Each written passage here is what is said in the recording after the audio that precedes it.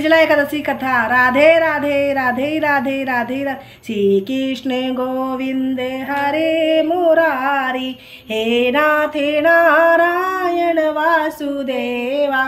श्री कृष्ण गोविंद हरे मुरारी, हे नाथ नारायण वासुदेवा। श्री कृष्ण गोविंद हरे मुरारी, हे नाथ नारायण वासुदेवा। वर्ष निर्जला एकादशी कथा ध्यान से सुने। वर्ष की 24 एकादशियों में जेठ के शुक्ल पक्ष की एकादशी सबसे बढ़कर फल देने वाली है। इस एकादशी का व्रत रखने से ही वर्ष भर की एकादशियों के व्रत का फल प्राप्त होता है। इस एकादशी में एकादशी के सूर्योदय से द्वादशी तक सूर्योदय से जल भी ग्रहण नहीं करने का विधान होने के कारण इसे निर्जला एकादशी कहते हैं। ज्येष्ठ मास के दिन बहुत बड़े होते हैं और प्यास भी अधिक लगती है। ऐसी दशा में इतना कठिन व्रत करना सचमुच बड़ी साधना का काम है। इस एकादशी के दिन अपनी शक्ति और सामर्थ्य अनुसार ब्राह्मणों को अनाज, वस्त्र, छत्री, फल, जल से भरे कलश और दक्षिणा देने का विधान है। सभी व्यक्ति प्राय मिट्टी के घड़े तथा सुराइयों, पंखों और अनाज का दान करते ही आज के दिन मीठे शरबत के प्याऊ भी लगाते हैं। श्री कृष्ण भगवान की जय। श्री कृष्ण गोविंद हरे मुरारी, हे नाथ नारायण वासुदेवा। श्री कृष्ण गोविंद हरे मुरारी। श्री भीमसेन बोले कि हे पितामह, आप भ्राता युधिष्ठिर, माता कुंती, द्रौपदी, अर्जुन, नकुल और सहदेव आदि एकादशी के दिन व्रत करते हैं और मुझ में एकादशी के दिन अन्न खाने को मना करते हैं।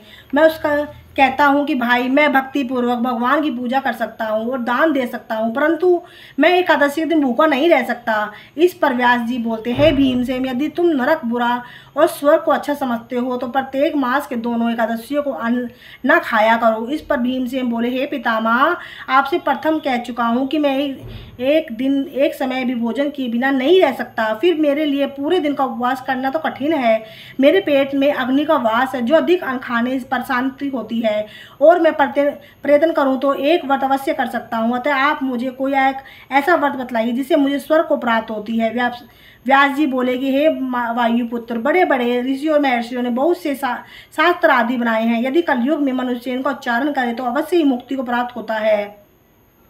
उसमें धन बहुत खर्च होता है। उसमें जो पुराणों का सार है उसे कहता हूँ। मनुष्य को दोनों पक्षों को एकादशी को व्रत करना चाहिए, इससे उन्हें स्वर्ग की प्राप्ति होती है। श्री व्यास जी बोले, हे भीमसेन, कृष्ण और मिथुन संक्रांति के मध्य में ज्येष्ठ मास की शुक्ल पक्ष की एकादशी होती है, उसे निर्जला व्रत करना चाहिए। इस एकादशी व्रत में स्नान और आचमन में जल वर्जित नहीं है, लेकिन आचमन में 6 माह से जल से अधिक जल नहीं लेना चाहिए। इस आचमन से शरीर की शुद्धि होती है। आचमन में 6 माह से अधिक जल मदपान के समान है। इस दिन भोजन नहीं करना चाहिए क्योंकि भोजन करने से वर्ष नष्ट हो जाता है। यदि सूर्योदय के सूर्यास्त तक मनुष्य जलपान ना करे तो उसके 12 वर्ष एकादशी के फल की प्राप्ति होती है। द्वादश के दिन सूर्योदय से पहले उठना चाहिए। इसके पश्चात भूखे ब्राह्मणों को भोजन कराना चाहिए, तत्पश्चात स्वयं भोजन करना चाहिए। इसका फल 1 वर्ष संपूर्ण एकादशियों के फल के बराबर है। हे भीमसेन, स्वयं भगवान ने मुझसे कहा कि इस एकादशी का पुण्य समस्त तीर्थों और दोनों दानों के बराबर है। एक दिन निर्जला रहने से मनुष्य पापों से मुक्त होता है। जो मनुष्य निर्जला एकादशी का व्रत करते हैं उनके मृत्यु के समय भयानक यमदूत नहीं दिखते हैं। उस समय भगवान विष्णु के दूत स्वर्ग से आते हैं और उनको पुष्प विमान पर बैठाकर स्वर्ग को ले जाते हैं। अतः संसार में सबसे श्रेष्ठ निर्जला एकादशी का व्रत है। अतः यत्न पूर्वक इस एकादशी का व्रत करना चाहिए। इस दिन ओम नमो भगवते वासुदेवाय मंत्र का उच्चारण करना चाहिए। उस दिन गोदान करना चाहिए। व्यवसाय के ऐसे व्यास देव जी के ऐसे वचन सुनकर उसने निर्जला व्रत किया। इस एकादशी के भीमसेन या पांडव एकादशी भी कहते हैं। निर्जल व्रत करने से मनुष्य भगवान की पूजा करनी चाहिए और उन्हें विनय करनी चाहिए कि हे भगवान, आज मैं निर्जला व्रत करता हूँ, इसके दूसरे दिन भोजन करूँगा, इस व्रत को श्रद्धापूर्वक कर लूँगा, उससे मेरे सब पाप नष्ट हो जाएं। इस दिन एक बड़े वस्त्र से ढककर स्वर्ण दान सहित दान करना चाहिए। जो मनुष्य इस व्रत के पहर में स्नान तप आदि करते हैं उनको करोड़ों फल स्वर्ण दान का फल मिलता है। जो मनुष्य इस दिन यज्ञ होमादि व्रत करते हैं उनका फल वर्णन भी नहीं हो सकता। इस निर्जला एकादशी व्रत से मनुष्य मृत्यु लोक हो जाता है। जो मनुष्य इस दिन अन्न खाते हैं उन्हें चंडाल समझना चाहिए। वे अंत नरक को जाते हैं। बर्मा, हत्यारे, मदपान करने वाले, चोरी करने वाले, गुरु से देश करने वाले, असत्य बोलने वाले इस व्रत को करने से स्वर्ग को जाते हैं।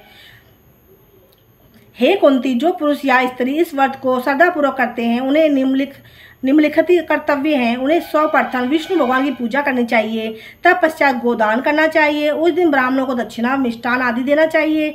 निर्जला के दिन अन्न, वस्त्र, छत्र, उपाहन आदि का दान करना चाहिए। जो मनुष्य इस कथा को प्रेम पूर्वक सुनते पढ़ते हैं उनको स्वर्ग की प्राप्ति होती है। बोलो कृष्ण भगवान की जय। श्री कृष्ण गोविंद हरे मुरारी, हे नाथ नारायण वासुदेवा। श्री कृष्ण गोविंद हरे मुरारी, हे नाथ नारायण वासुदेवा।